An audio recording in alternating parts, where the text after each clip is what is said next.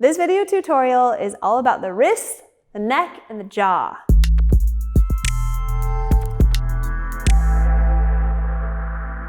Okay, so I get questions all the time about wrist mobility, wrist strength. So many people come into my studio just wondering, why do my hands hurt when I hold a mace or when I just hold even a push-up position? Why is there an ache and a pain?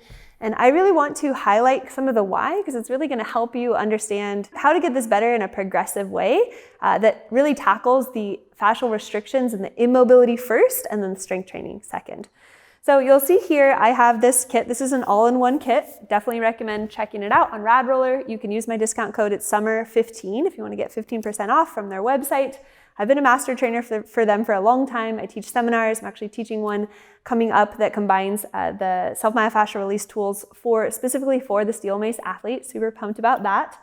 But we're going to start with this little tiny round. This is a pretty dense round. You'll see these are RAD rounds. This is the RAD Roller, which is perfectly designed to go over 2 facet joints in the spine, so releasing the mid-back. But today I really want to zoom in and focus on the benefits of this tiny little ball. So you might look at it and think, okay, this is not really going to do much, but I'll tell you, when you release your jaw, if you have any jaw issues when you're sleeping, like grinding your teeth at night or any pain there, if you have headaches or migraines, releasing your jaw can be really, really beneficial for that and just alleviating those symptoms completely.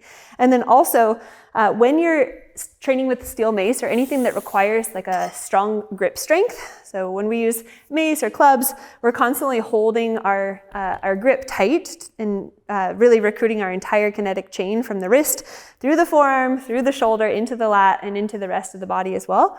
But if you hold that over time and you don't release the stored residual tension from holding your wrist in a state of contraction, what happens is the fascia starts to get more and more dense. So when we don't do the opposing stretch or the opposing release from that state of flexion, so in this case it would be extension, the fascia becomes bound and leathery, and it can sometimes lead to inflammation and pain. And over time, what that leads to is just not even being able to recruit any of the muscle groups around the area because it's been so chronically tight for so long. And then creates that adaptation where the connective tissue gets thicker and thicker because it wants to maintain some form of contraction because it's used to being contracted all the time. So long story short, roll your fascia, do mobility drills, and you're going to be good to go. So we'll start with the hand. So when I place this ball, it's generally right about here. And what I'm searching for is, where is the place where I'm getting the most somatic feedback? So the most sort of tension, and I can find it's right about there. So once I've located that zone, and you can come on in a little closer if you want to check it out, guys. So once I've located that zone, I can start to pull my joint, my thumb, into a state of extension. So here I'm moving from, you can even see like the bone has actually kind of started to just take on that shape of a partial flexion.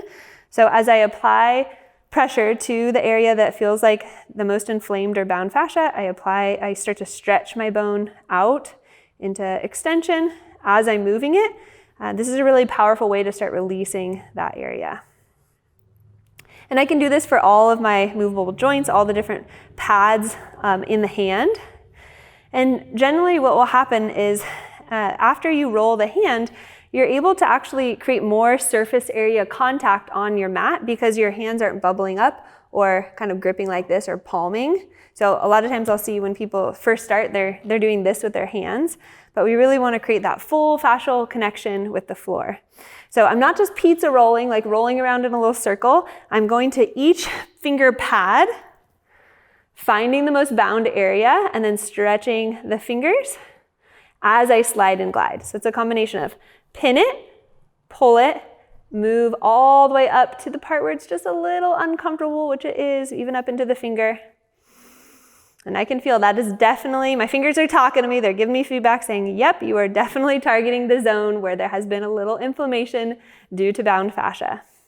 So you can systematically go through each and every finger pad and find which ones feel the most bound. And for the sake of time, I'm just going to do the one side, but of course at home, always recommend going slower, implementing breathing, and doing both hands, of course. Oh yeah, hello, Pinky. There's a tender spot. So if you find a spot that's really tender, you can do like a circular kneading pattern. It's very specific to that little zone. And then also even rolling on the side of your hand like this is great as well. So when I do a little test, like I put both hands on the ground here, I'm gonna put them on my Nabosa mat here. So I put both hands on the ground. This one feels like it has more range of motion. It doesn't feel as stiff. It just feels like it's ready to absorb. And then look at the difference in the bones. Like I'm able to actually press that bone, the entire thumb down more, whereas this bone is like protruding a little bit more. So it's pretty wild how quickly you can see results. And then the next progression, so after you've opened up the wrist, and I'm gonna show you actually one more wrist flexor. So taking the blue round, if you were to palpate right in here, this is the area most responsible for holding your wrist in a state of flexion. So you see how that muscle gets really hard and contracted when I hold my imaginary mace? If you want to release it, taking your ball to that zone, especially if you're experiencing any sort of like tendonitis sensations or any pain in your elbow joint, this is gonna be a really powerful way to start alleviating that. So I'm applying a downward pressure and I'm starting with a kneading pattern. And these muscle fibers run vertical up and down. So if I wanted to progress from a kneading pattern, I can move into more of a stroke. And if you're enrolled in my Steel Mace Vinyasa 100-hour curriculum, you get access to my Pure Mobility course and my recorded RAD seminars as well as part of your curriculum. And we absolutely encourage any of our graduates to implement a combination of RAD Roller tools with Steel Mace, research-based methods for improving the yoga athlete, especially as our posture has adapted and our bodies have changed. It's really important that we're using all of the tools that really specialize in biomechanics and kinesiology to allow these poses and flows to be accessible for every body.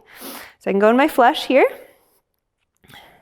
And we're not trying to attack the tissue. We're instead trying to invite some lengthening and some release to happen. So as I stroke all the way down to the end, and you can pick up the ball and start again, doing that several times, it's just going to allow my wrist flexors to return back to their natural resting length and release those areas that feel really bound. So generally, when you are doing self-myofascial release tools, you have a more open joint at the end, and so that's a really great time to do your mobility drills. So one variation here, you can start by coming to hands and knees, and you're in a quadruped position, and you can start by just rolling down to the outer arm and then pressing back up. Rolling down to the outer arm, pressing back up. This is assuming we rolled both sides. If I wanted to specialize on just this side, and go here. If I want to increase my extension range of motion, face the palms away and then face them forward. So seal and bulldog repetitions. I can feel my right side is already way happier with me than my left. My left is like, oh, that's a tight range, but my right's feeling a lot like this is a lot more accessible. And then strengthening your wrists in inversion and eversion. So what is inversion? What is eversion? So when I'm pressing my wrist up, I've got my, the movement here, if I was to close the kinetic chain and do it on the ground, would look like this. So from the side, I'm coming into this position, and then shoulder packing here, and then coming back through. So if I was to do that, I can do it one hand at a time. I can do it both hands, shoulder pack, rolling through. And I really like this one because it allows the athlete to get strong, making fist for wrist. Now, you'll see if you cue your students to make a fist for wrist, oftentimes it'll go like this, or like this. So leaving out the thumb is super common.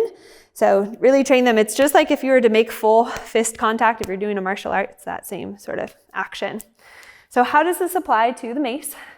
So when I'm performing my steel mace flows, sometimes my mace needs to be in a position where there's leverage. So look at the position of my wrist here. I need to be in a combination of wrist inversion and also I need to be able to load the mace with torque. So as my mace is angled, like it's off-centered, it's not straight up and down, this would put a lot of shear force in my elbow. As I angle it in like this, I'm able to harness the torque and harness that load a bit more with the larger muscle groups here, my lats and such. Also in reverse warrior, really great example of how to implement that wrist strength. So by cross training with a mace, what happens is over time you get stronger in your wrists so that you can do all the poses in asana that require you to bear load on your wrists, such as like your chaturanga or any balance drills that require you to balance on 2 hands. So I hope this has been informative for you. I hope this inspires you to start integrating self-myofascial release work with your mace and really training with integrity. This whole practice is about understanding the body from a functional movement lens so that we can apply the theory to all of the things we do in our movement practice. And cross-training, like really taking your cross-training seriously and training with a purpose, getting away from randomized and sporadic workouts, but getting workouts that are really training specific proprioceptive motor patterns so that you can move better and move with more control and have less of a chance of getting injured.